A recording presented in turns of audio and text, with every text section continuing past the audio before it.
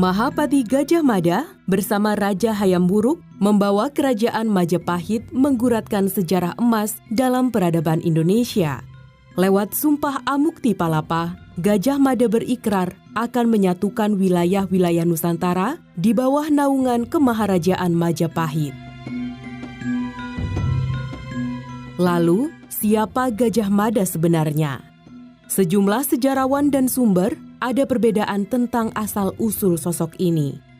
Dalam Tafsir Kekuasaan menurut Gajah Mada, Jurnal Politik volume 11 tahun 2015, karya Yusak Farhan dan Firdausyam yang mengutip isi kitab Usana Jawa atau sering disebut Cerita Bali, dijelaskan bahwa Gajah Mada lahir di Pulau Bali Agung. Sejarawan Muhammad Yamin punya pendapat yang berbeda. Menurut Yamin dalam bukunya Gajah Mada, Pahlawan Persatuan Nusantara, menuliskan bahwa Gajah Mada tidak memiliki ayah dan ibu. Ia terlahir dari dalam buah kelapa, sebagaimana penjelmaan Sang Hyang Narayana atau Dewa Wisnu ke dunia. Dengan kata lain, Gajah Mada terlahir atas kehendak dewa-dewa. Akan tetapi, menurut Serat Pararaton, Gajah Mada merupakan anak dari Gajah Pagon, yakni seorang petinggi kerajaan Majapahit dan pengikut setia dari Raden Wijaya. Dikisahkan saat itu terjadi peperangan dengan tentara Kadiri dan kemudian Raden Wijaya mengungsi ke desa Pandakan, Madura. Saat peperangan tersebut, Gajah Pagon terluka dan dititipkan kepada Macan Kuping, kepala desa Pandakan. Lalu, Gajah Pagon menikah dengan anak Macan Kuping yang kemudian melahirkan Gajah Mada. Mengutip karya jurnal yang ditulis oleh Yusak Farhan dan Firdausyam bahwa sifat Gajah Mada serupa dengan ayahnya yaitu Gajah Pagon, dua orang yang memiliki nama gajah tersebut memiliki sifat pemberani, tahan mental, tidak mudah menyerah, setia pada tuannya, dan berperilaku seperti hewan gajah dalam menghalau semua penghalang.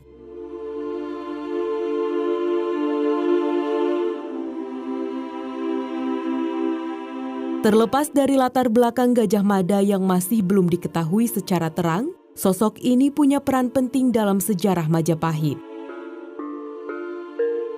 Gajah Mada memulai karirnya di Majapahit pada masa pemerintahan Jaya Negara. Saat itu, ia menjadi bekel atau prajurit di Kesatuan Khusus Bayangkara. Peran sentralnya dapat dilihat ketika terjadi pemberontakan Rakuti, yaitu pada tahun 1319 Masehi. Dalam Serat Pararaton dijelaskan bahwa saat Rakuti melakukan pemberontakan, yang menjadi bekel jaga di kerajaan Majapahit adalah Gajah Mada. Atas jasanya menyelamatkan Raja Jaya Negara, ia diangkat sebagai patih pada tahun 1319 sampai tahun 1321 Masehi untuk mendampingi Rani Kahuripan yang saat itu dijabat oleh Tribuana Tunggadewi. 2 tahun setelahnya, Gajah Mada diangkat menjadi Patih Daha untuk menggantikan Patih Arya Tilam yang telah mangkat. Peran sentral Gajah Mada di Majapahit semakin menguat. Ketika Gajah Mada diangkat menjadi Mahapatih Amangkubumi Majapahit pada tahun 1336 Masehi. Pengangkatan tersebut didasarkan atas jasanya yang berhasil memadamkan pemberontakan di daerah Sadeng pada tahun 1331 Masehi.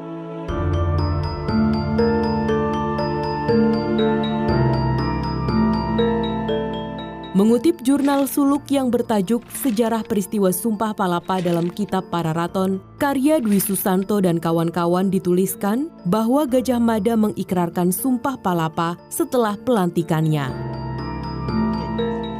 Sumpah Amukti Palapa merupakan manifestasi program politik Gajah Mada terhadap Majapahit agar dapat menyatukan Nusantara yang berbunyi, lamun hawus kalah Nusantara isun amukti palapa.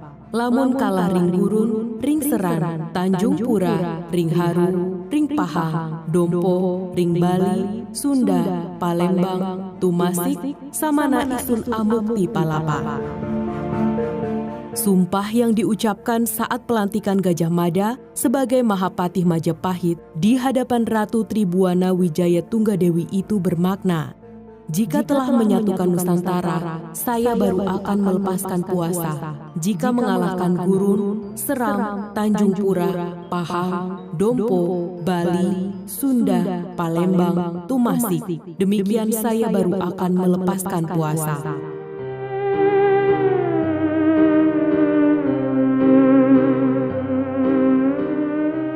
Karir Gajah Mada ini semakin memuncak setelah Tribuana Wijaya Tunggadewi turun tahta, yaitu pada tahun 1351 Masehi. Majapahit kemudian dipimpin oleh Hayam Wuruk. Bersama dengan Gajah Mada, Hayam Wuruk memimpin Majapahit dan mencapai masa kejayaannya. Namun kegemilangan Gajah Mada pun meredup ketika perang bubat pada tahun 1357 Masehi. Pada perang tersebut, terjadi pertempuran tidak seimbang antara pasukan Majapahit dengan pasukan kerajaan Sunda yang akhirnya menimbulkan banyak korban dari Sunda. Tindakan Gajah Mada ini sangat disayangkan oleh Hayam Wuruk. Saat itu, Hayam Wuruk menganugerahi Gajah Mada berupa tanah di Probolinggo.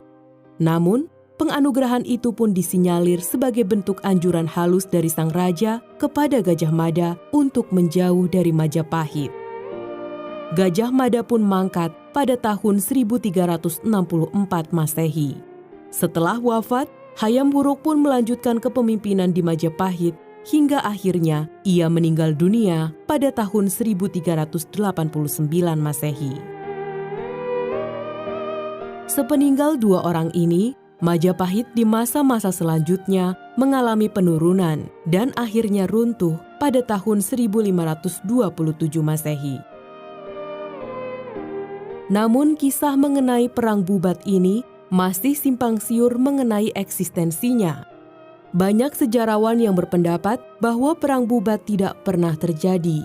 Cerita perang bubat sengaja dibuat untuk memecah belah Nusantara kala itu, khususnya Jawa dan Sunda. Demikianlah pembahasan kita kali ini.